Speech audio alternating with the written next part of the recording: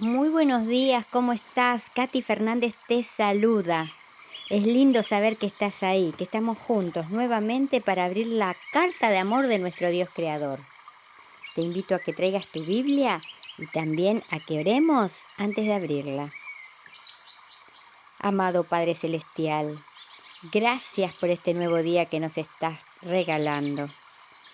Gracias porque sabemos que estás al lado de nuestros queridos, de cada uno de ellos y al lado nuestro, y eso nos hace vivir muy seguros. Danos tus fuerzas, Señor, para jamás soltarnos de tu mano. Y ayúdanos en cada cosa que tengamos que enfrentar hoy. Y danos hambre y sed de tu palabra, que como el ciervo brama por las corrientes de las aguas, así nosotros clamemos por ti y por tu palabra, mi Señor. Y ayúdanos a compartir esta palabra. Y para eso necesitamos que nos llenes de tu Espíritu Santo. No solo para entender hoy lo que querés enseñarnos, sino para poder compartir tu mensaje de salvación y también con tus fuerzas poder obedecerte, porque no tenemos esa capacidad en nosotros, Señor. Y como todos los días tú nos preguntas, ¿dónde estás tú? Aquí, Padre, ante tu presencia, deseosos de escucharte. Por favor, háblanos. En el nombre de Jesús, gracias Padre, te amamos. Amén. La lección para esta nueva semana lleva por título La conversión de Pablo. El versículo para memorizar lo encontramos en Hechos capítulo 9, versículo 15 y dice: Ve, porque instrumento escogido me es este, para llevar mi nombre en presencia de los gentiles y de reyes y de los hijos de Israel. La conversión de Saulo de Tarso, quien se transformó en Pablo, fue uno de los acontecimientos más notables de la Iglesia Apostólica. No obstante, la importancia de Pablo va mucho más allá de su conversión en sí, porque Pablo, indudablemente, no fue el único enemigo de la Iglesia en llegar a ser un cristiano auténtico. La cuestión más bien tiene que ver con lo que terminó haciendo en favor del Evangelio. Pablo había sido un oponente incorregible para los primeros creyentes, y el daño que podría haberle causado a la iglesia incipiente era enorme. Tenía determinación y contaba con apoyo oficial para destruir a la nueva iglesia. Sin embargo, respondió fielmente al llamado de Dios camino a Damasco y se convirtió en el más grande de los apóstoles. De entre los perseguidores más amargos e implacables de la Iglesia de Cristo, surgió el mejor defensor y el heraldo más exitoso del Evangelio. El accionar anterior de Pablo al perseguir a la iglesia primitiva siempre le causaba un profundo sentido de indignidad, aunque podía expresar con un sentimiento aún más profundo de gratitud que la gracia de Dios hacia él no había sido en vano, porque con la conversión de Pablo el cristianismo cambió para siempre. El día domingo 29, la lección lleva por título Perseguidor de la Iglesia. Pablo era un judío helenista. Su lugar de nacimiento fue Tarso, la capital de Sicilia, Hechos 21:39. No obstante, hasta cierto punto se desvió de este reotipo helénico, pues fue llevado a Jerusalén, donde estudió con Gamaliel, Hechos 22:3, el maestro fariseo más influyente de la época. Como fariseo, Pablo era estrictamente ortodoxo, aunque su celo rayaba en el fanatismo, Gálatas 1:14. Esta es la razón por la que llevó a Esteban a su muerte y se convirtió en la figura clave de la persecución resultante. Te invito a que juntos leamos ahora del libro de Hechos, el capítulo 26, los versículos del 9 al 11. ¿De qué modo describió Pablo su accionar contra la iglesia? Hechos, capítulo 26, versículo del 9 al 11.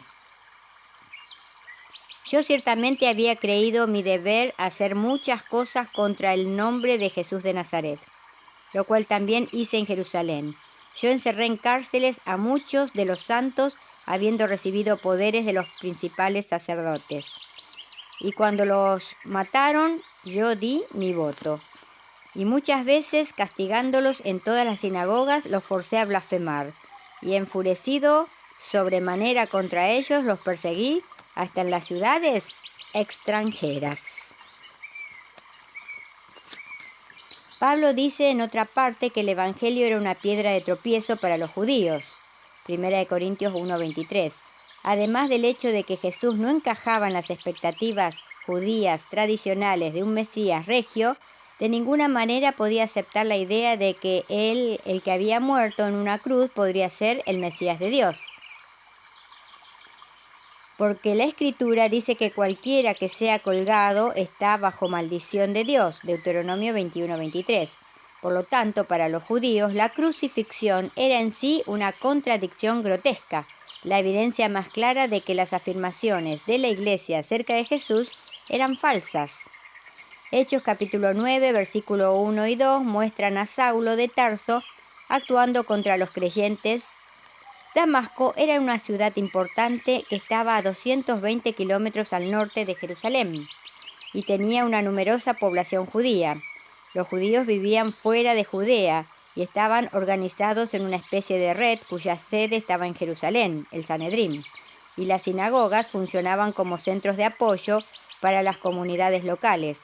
Había una comunicación constante entre el Sanedrín y estas comunidades.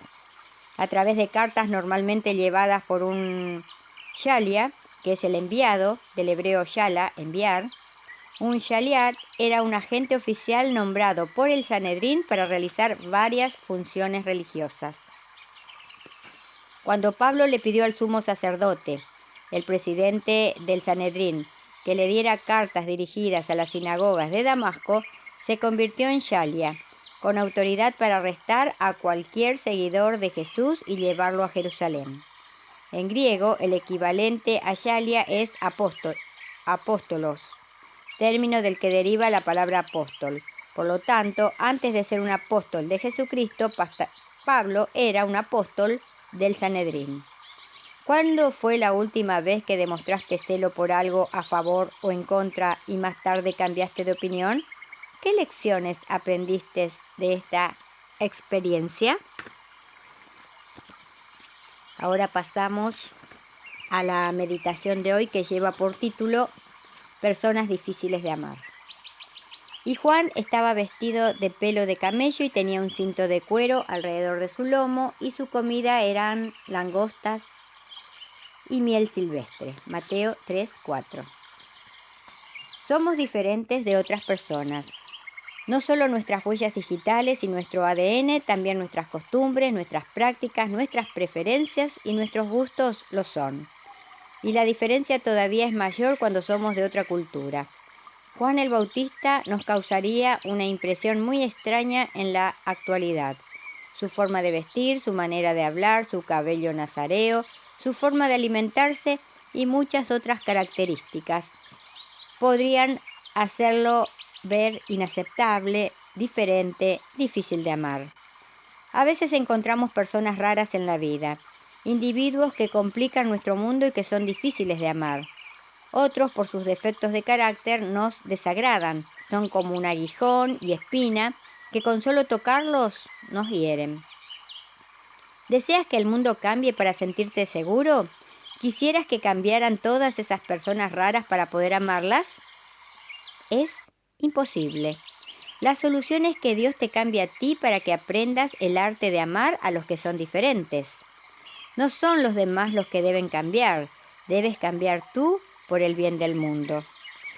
Juan el Bautista nos enseña algunas verdades importantes que nos ayudan a relacionarnos mejor con los demás y aceptarlos a pesar de sus diferencias. Las personas más dedicadas parecen raras, están en este mundo tal como son, porque Dios las necesita para cumplir su propósito. Son la respuesta de Dios a muchas necesidades que no comprendemos. Por su manera rara de ser, encajan perfectamente en el lugar y en la época en la que viven para la tarea que Dios les ha asignado. Busca la sencillez y serás usado por Dios. Aprende a llevar el pelo de camello de una vida espiritual interior. Aférrate al Señor en la necesidad desértica de tu propia devoción. Puede ser que tu apego a la voluntad del Señor y tus prácticas cristianas te hagan parecer una persona rara. Cuando ames al Señor con todo tu corazón, el deseo de quedar bien a los ojos de los demás perderá su importancia. Debemos practicar una vida de sumisión, una vida de una relación íntima y profunda de amor con nuestro Dios. Sométete a su voluntad, entrégale todo lo que eres y todo lo que puedes ser y dile a tu Dios, hazme como tú deseas, acepto tus costumbres, tu alimento, tu vestuario, el camino que tienes para mí. No diré al mundo, aquí estoy, te diré a ti, Señor, aquí estoy, y al mundo le diré, he aquí el Cordero de Dios que quita el pecado del mundo y quiere regalarte la vida eterna. Que en este nuevo día que tenemos por delante podamos decirle a nuestro Dios vivo, a nuestro Dios creador, a nuestro Dios todopoderoso, Padre mío, no me importa que el mundo me considere raro, deseo hacer tu voluntad siempre y ser cada día más semejante a Jesús. Y recordemos hoy también, si nuestras palabras no ayudan, no confortan, no hacen bien o no alegran, que nuestro Dios Todopoderoso nos libre de pronunciarlas. Que tengas un muy bendecido día y te invito para que mañana volvamos a encontrarnos, si Dios quiere.